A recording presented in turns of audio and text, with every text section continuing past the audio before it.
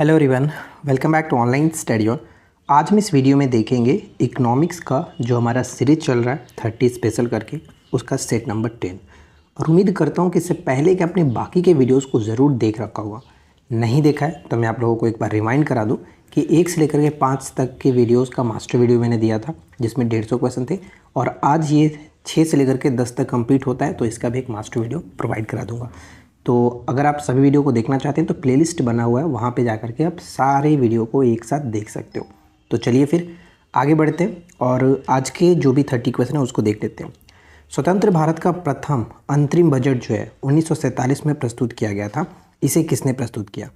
तो अंतरिम बजट, प्रथम अंतरिम बजट जो पेश किया गया था, सर आर.के. शनमुखम शेट्टी के द्वारा ये पेश किया गया था। ठीक है। स्वाधीन भारत का प्रथम औद्योगिक नीति किस वर्ष घोषित किया गया? यानी भारत में औद्योगिक नीति की घोषणा कब की गई थी? तो 1948 में की गई थी। 1948 में। हरित सूचकांक को किसने विकसित किया? तो ध्यान दीजिएगा कि हरित सूचकांक को विकसित किया गया था यूएनईपी के द्वारा। किसके द्वारा? यूएनईपी के द्वारा। यूएनईपी का फुल फॉर्म कई बार पूछा जाता है, यूनाइटेड नेशन इन्वायरमेंट प्रोग्राम, जिसका मुख्यालय की बात करें तो केन्या की राजधानी नैरोबी में स्थित है। ये ध्यान रखिएगा, खास करके इसका फुल फॉर्म आपको अच्छे से याद रखना है, यूनाइटेड नेशन इन्वायरमेंट प्रोग्राम। ठीक है। जन योजना का प्रारूप किसने बनाया था? तो जन योजना का प्रारूप बनाया गया था एम.एन. रॉय के द्वारा। ठीक है, एम.एन. रॉय के द्वारा बनाया गया था। औद्योगिक उत्पादन सूचकांक में सबसे ज़्यादा भार किसका है? औद्योगिक उत्पादन सूचकांक में सबसे ज़्यादा भार विनिर्माण का होता है। इसके बाद हम यहाँ पे देखेंगे कि कौन सा वित्तीय वर्ष है जिससे सार्वजनिक उद्यमों में विनिवेश आरंभ हुआ। कौन सा वित्तीय वर्ष है जिसमें सार्वजनिक उद्यमों में विनिवेश आरंभ हुआ था? तो 1991-92 में। ठीक है। किस वर्ष इंडिया ब्रांड इक्विटी फंड की स्थापना की गई थी? किस वर्ष इंडिया ब्रांड इक्विटी फंड की स्थापना 1996 में किया गया था? 1996 में किया गया था। और ये प्रश्न कई बार पूछा जा चुका है, तो इसको अच्छे से याद रखिए। जितने भी क्वेश्चन अभी यहाँ पे आप लोगों को दिया गया, इससे पहले के जितने भी पार्ट कराए गए, इन सभी का पीडीएफ हमारे एप्लीकेशन पर एस वाले बैच में अपलोड किया जा चुका है। तो जिनको चाहिए पीडीएफ, आप जाकर के वहाँ से डाउनलोड कर सकते हैं। सबसे पहले तो आप बैच को ज्वाइन कर लीजिए, क्योंकि वहाँ पे आपको बहुत सारी पीडीएफ अलग अलग सब्जेक्ट्स की मिल जाती है। तो वीडियो के नीचे डिस्क्रिप्शन में लिंक एप्लीकेशन का है, जाकर के ज्वाइन कर लीजिएगा। जस्ट 199 के साथ आपको प्री और मेंस दोनों के लिए हेल्पफुल रहेगा। अब यहाँ पर अगर हम बात करें कि किस पंचवर्षीय योजना में रोजगार मापने के लिए मानक व्यक्ति वर्ष यानी स्टैंडर्ड पर्सन ईयर को अपनाया गया था?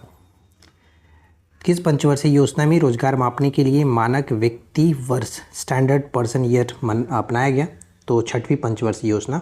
और 6वीं पंचवर्षीय योजना की कार्यकाल की बात करें तो 1980 से लेकर के 85 तक होगा, ये याद रखिएगा।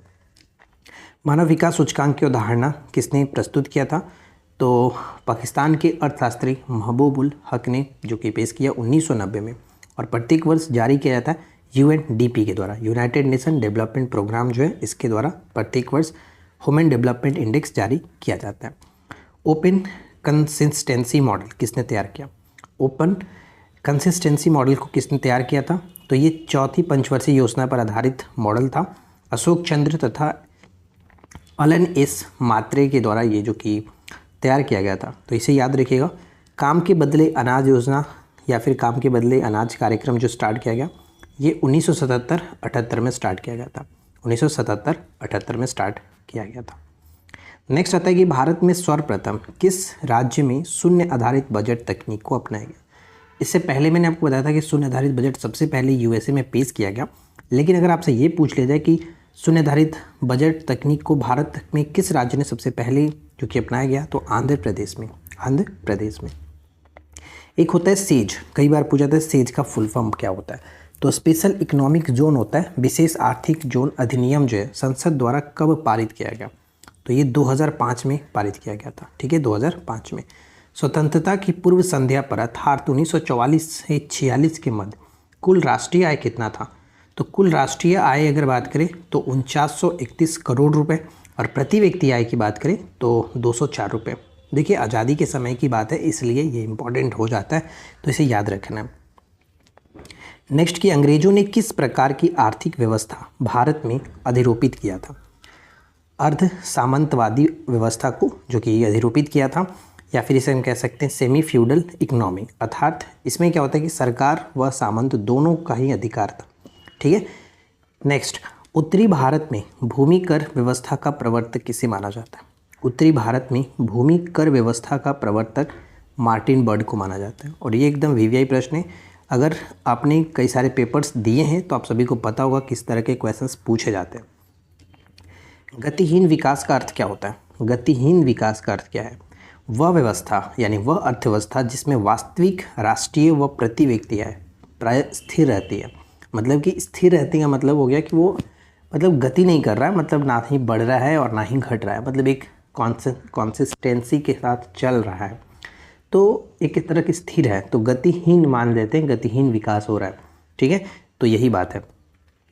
इसके बाद अगर हम आते हैं पेज नंबर 22 पर, सापेक्ष निर्धनता वैसी परिस्थिति से संबंध रखती है जहाँ पर क्या होता है, तो देखिए सापेक्ष निर्धनता वैसे परिस्थिति से संबंध रखती है जहाँ एक व्यक्ति जीवन की जरूरी आवश्यकताओं को प्राप्त करने में असमर्थ होता है। यानी कि सापेक्ष निर्धनता हम सिंपल सा ये कह सकते हैं कि कोई व्यक्ति अगर गरीबी के कुचक्र में एक बार पड़ता है तो वहाँ से वो निकल नहीं पाता है, निरंतर वो गरीब ही रहता है।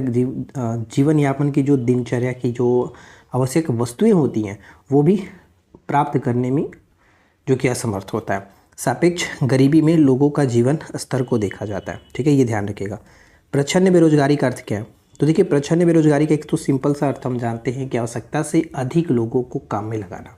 जहाँ ज़रूरत है एक लोगों का वहाँ पे ज़बरदस्ती 2 या 3 लोगों से काम कराना, मतलब किसी व्यक्ति का जो उसका फुल पोटेंशियल है वो यूज़ ना करना। यहाँ पे यही माना जाता है कि प्रच्छन्न बेरोजगारी का अर्थ श्रम की सीमांत उत्पादकता जो कि शून्य होती है। और ये जेपीएससी 2016 में क्वेश्चन पूछा गया था। ऑप्शन आपका इस तरह के था कि श्रम की सीमांत उत्पादकता शून्य होती है। ठीक है। चक्रीय निर्धन किसे कहते हैं?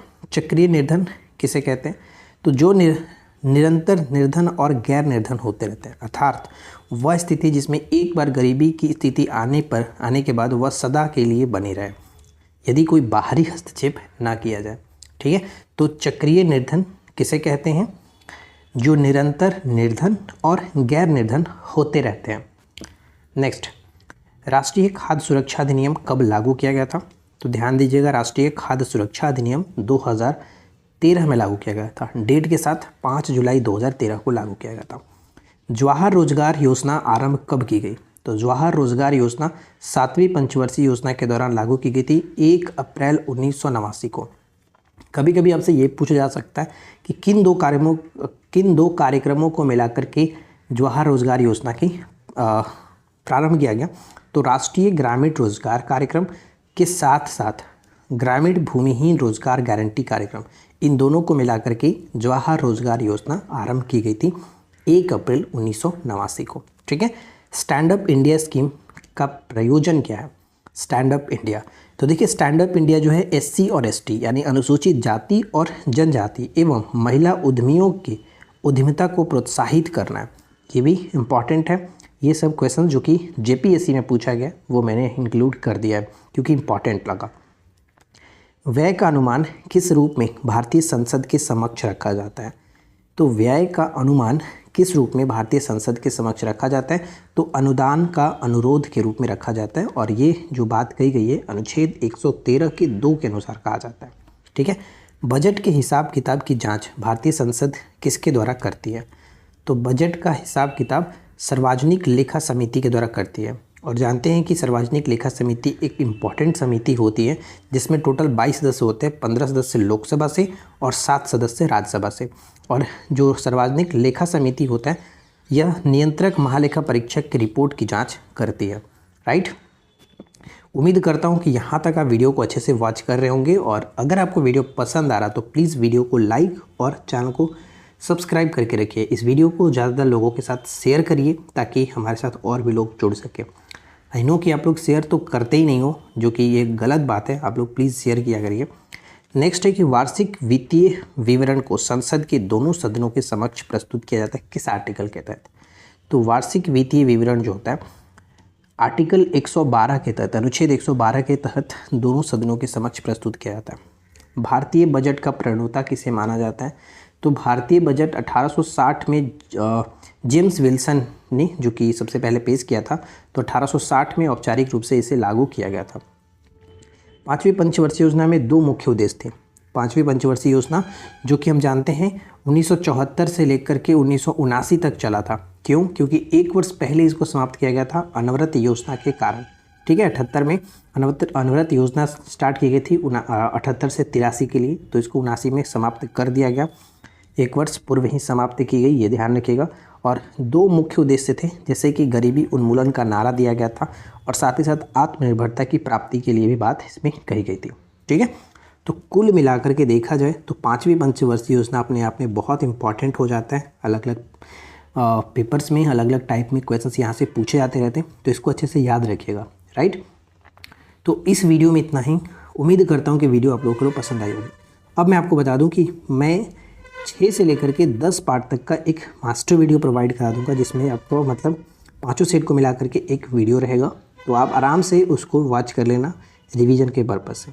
और ये सब कुछ हमारे इकोनॉमिक के प्लेलिस्ट में वीडियोस मिल जाएगी, तो वहाँ से आप जा करके देख लेना। तो इस वीडियो में इतना ही फ्रेंड्स, मिलते हैं नेक्स्ट वीडियो में नए टॉपिक के साथ। Thanks for watching, keep learning, have a good day.